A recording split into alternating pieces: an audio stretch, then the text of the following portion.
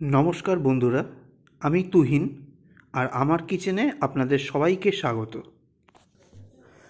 হঠাৎই রবিবারের রাত্রেবেলা বাজারে গিয়ে দেখি বেশ বড় বড় সাইজের পাকা কই মাছ উঠেছে। তাহলে আর দেরি কিসের, ভেবে ফেললাম তেলকই বানানো যাক। তবে কিছু মানুষের রিকোয়েস্ট ছিল যে তেলকই বানিয়ে দেখাই, তাও আবার সাবেকি পদ্ধতিতে। সেই জন্য বাজারে চলে গেলাম, বেশ গোটা চারেক বড় বড় কই মাছ পছন্দ করে কিনে নিলাম। ভালো করে আঁশটাও ছাড়িয়ে নিলাম বাজার থেকেই, বাড়িতে আর মাকে কষ্ট দিলাম না। ভালো করে সুন্দর করে কেটে নেওয়ার পর এবার বাড়িতে নিয়ে আসার পালা।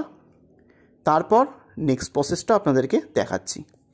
আজকে আপনাদের জন্য নিয়ে এসেছি সাবেকি পদ্ধতিতে তেলকই, তাও আবার একরকম নয়, দু রকম। তাহলে দেখে নিন কিভাবে আমি দুরকম পদ্ধতিতে তেলকই বানাই, এবং সেটা কিন্তু আমাদের বাড়িতে বরাবরই হয়ে থাকে। চলুন দেখে নেওয়া যাক। তেলকই বানানোর জন্য নিয়ে নিয়েছি আমি কই মাছ। আমি 4টে বড় সাইজের জ্যান্ত কই মাছ নিয়ে নিয়েছি। আমি অলরেডি কেটে ধুয়ে বেশ সুন্দরভাবে পরিষ্কার করে নিয়েছি। আর কই মাছ ধোয়ার পদ্ধতি আপনারা বেশিরভাগ লোকেরই জানেন, যারা জানেন না তাদের জন্য আমি বলে দিই। নুন দিয়ে 3-4 বার ধুয়ে নিতে হবে, রোগড়ে রোগড়ে, কারণ এটা জিওল মাছ, গায়ে কিন্তু একটা পিচ্ছিল ভাব থাকে, অনেকটা মাগুর মাছের মতো। যে কোনো তাজা মাঠে দেখবেন একটু পিচ্ছিল পদার্থ কিন্তু থাকেই।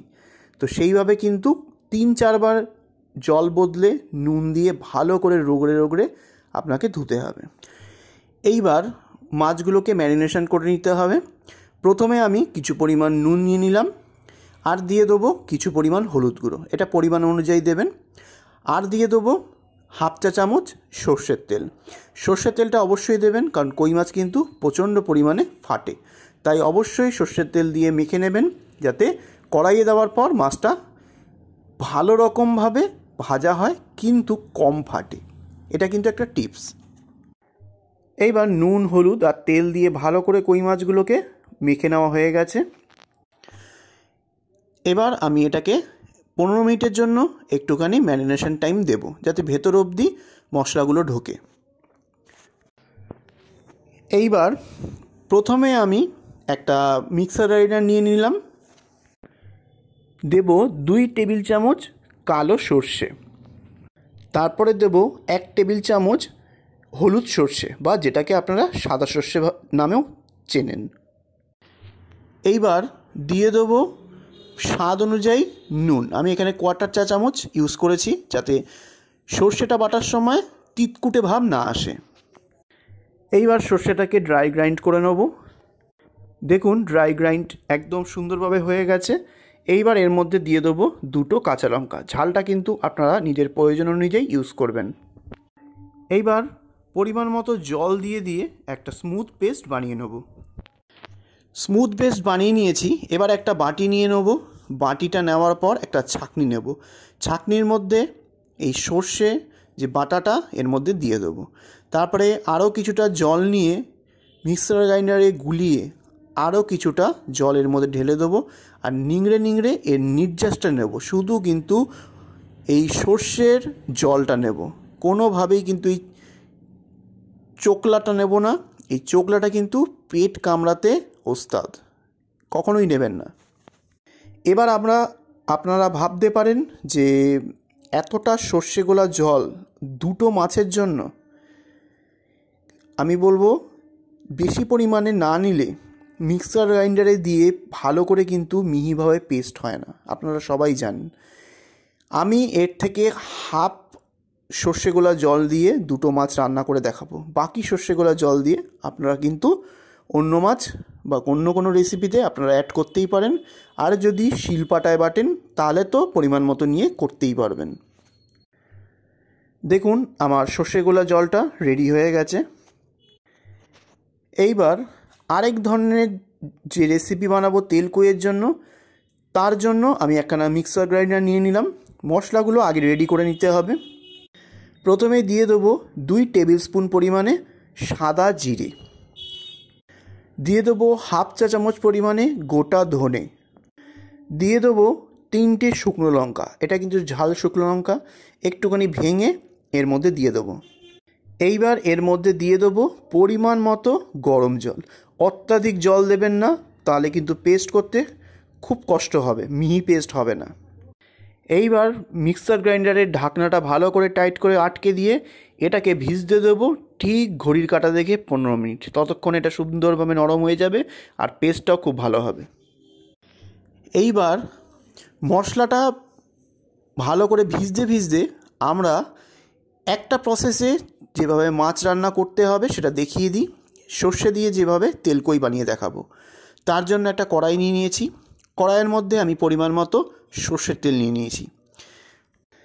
এইবার দুটো দুটো করে ব্যাচ ভাগ করে আমি কই মাছগুলো ভেজে নেব।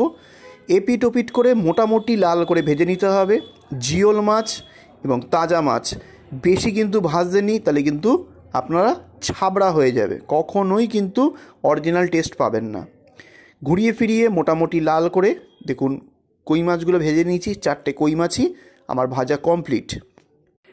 মাছ ভাজা হয়ে গেলে যে তেলটা বেঁচে রয়েছে সেই তেলেই কিন্তু রান্না করব। যদি আপনাদের তেল বেশি মনে হয় তুলে রাখবেন, কিন্তু যেহেতু রান্নাটা তেল কই তাই তেলটা কিন্তু একটু বেশি লাগবে। এইবার ফ্লেমটা লো করে দিয়ে এই তেলের মধ্যে দিয়ে দেবো 2 থেকে 3 পিঞ্চ মতো কালো জিরে, মানে নাইজেলা সিডস। এইবার এই কালো জিরাটা তেলের মধ্যে লাফালাফি করা শুরু করলেই দিয়ে দেবো সর্ষে গোলা যে জলটা তার হাফ পোর্শনটা, পুরোটা কিন্তু দেবেন না। এইবার সর্ষে গোলা জলটা দেওয়ার পর হাই ফ্লেমে কন্টিনিউ 2 মিনিট ফুটিয়ে নেবেন। মাছ কিন্তু আগে দেবেন না। 2 মিনিট দিয়ে দেবো খুব সামান্য পরিমাণে হলুদ, একটু উজ্জ্বল রঙের জন্য। আর দিয়ে দেবো খুবই সামান্য পরিমাণে একটু কাশ্মীরি চিলি পাউডার। এতে কি হয়, লাল কালার আসবে না, কিন্তু হলুদের কালারটাকে আরও উজ্জ্বল আনতে সাহায্য করবে। দিয়ে ঝোলটাকে ভালো করে ফোটাবো। 2 মিনিট ভালো করে ফুটে যাওয়ার পর দিয়ে দেবো 2টো মাছের টুকরো, মানে 2টো মাছ দিয়ে হাই ফ্লেমেই কিন্তু ফোটাতে হবে। মাছ কিন্তু নরম, তার উপরে ভাজা হয়ে গেছে, তাই হাই ফ্লেমে কিন্তু এটা পুরোটা রান্না করতে হবে। দেখুন 5 মিনিট আমি কন্টিনিউ হাই ফ্লেমে ফুটিয়েছি। ফোটানোর পর দেখুন গ্রেভিটা অনেক কমে এসেছে এবং আস্তে আস্তে তেল ছাড়া শুরু হয়েছে। এই মোমেন্টে দিতে হবে 2টো চিড়ে নেওয়া কাঁচা লঙ্কা, খুব সুন্দর ফ্লেভার এবং ভাতের সঙ্গে ডোলে খাওয়ার জন্য। ফোটাতে ফোটাতে দেখুন সাইড থেকে ভালো মাত্রায় তেল বেরিয়ে এসেছে। ঠিক এই মোমেন্টে দিয়ে দেবো খুব সামান্য পরিমাণে একটুখানি ধনেপাতা কুচো, খুব ভালো ফ্লেভার বেরোয়। আপনারা কিন্তু ধনেপাতা ছাড়াও খেতে পারেন, যারা ধনেপাতা খেতে পছন্দ করেন না। দেখুন কিছুক্ষণ ফুটিয়ে নেওয়ার পর রেডি হয়ে গেল সর্ষে দিয়ে একটা তেলকই রান্না।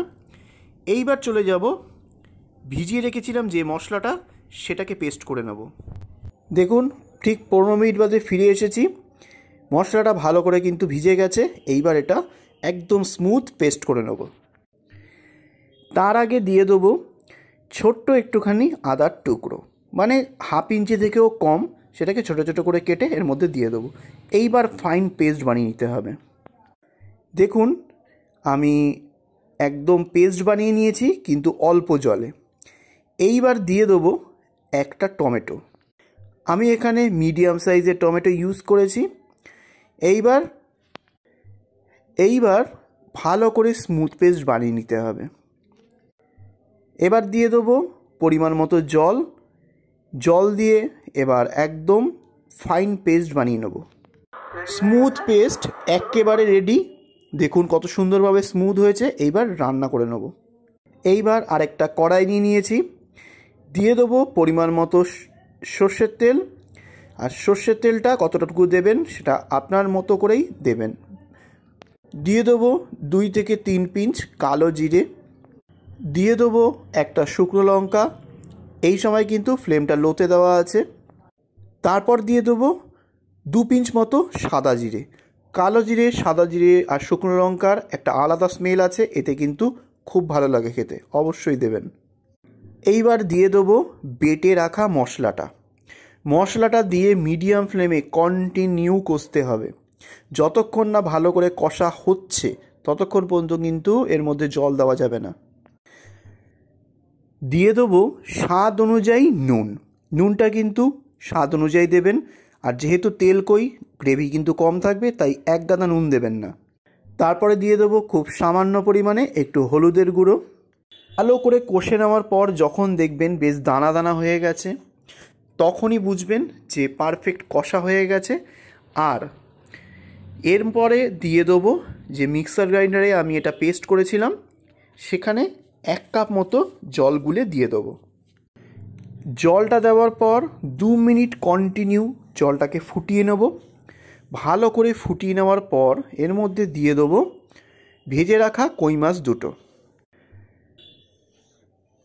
কন্টিনিউ মাছ দেওয়ার পর ফুটিয়ে নিয়েছি 5 মিনিট ধরে।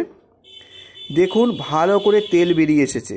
রেডি হয়ে গেল জিরে বাটা আদা বাটা দিয়ে তেল কই। অবশ্যই কিন্তু করে খেয়ে দেখবেন। অনেকে কই মাছে পেঁয়াজ রসুনও দেন, আমরা পার্সোনালি কোনোদিনও পেঁয়াজ রসুন দিয়ে খাইনি, এবং সেটা কিন্তু সাবেকি পদ্ধতিতে কিন্তু তেল কই নয়। সেইটা বলতে পারেন কই মাছের ঝাল বা কই মাছের তেল ঝাল এরকম টাইপের জিনিস, কিন্তু আমরা কোনোদিনও পেঁয়াজ রসুন দিয়ে খাইনি। সেই পদ্ধতিটা দেখতে চাইলে আমাকে বলতে পারেন, সেইভাবেও কিন্তু রান্না করে দেখাবো। রেডি হয়ে গেল 2 রকম পদ্ধতিতেই তেল কই রান্না। রেসিপিটা যদি ভালো লাগে অবশ্যই সাবস্ক্রাইব আর বেল আইকন ক্লিক করে অল করে পাশে থাকার অনুরোধ রইল। নমস্কার।